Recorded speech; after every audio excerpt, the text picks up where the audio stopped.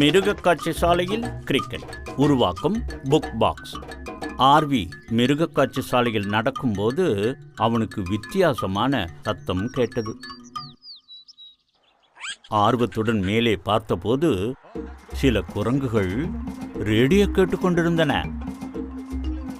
தனது ஆச்சரியத்தை கட்டுப்படுத்த முடியாமல் அருகில் சென்று, உண்மையிலேயே நீங்கள் கிரிக்கெட் கேட்கிறீர்களா என்றான். ஆமாம், கண்டிப்பாக மனித குரங்கே.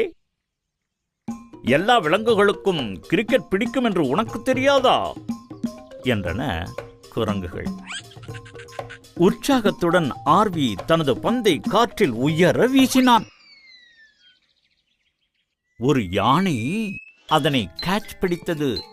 நாங்கள் பெரிய ஸ்கோர் எடுத்து அதிக விக்கெட்டுகளை வீழ்த்துவோம்.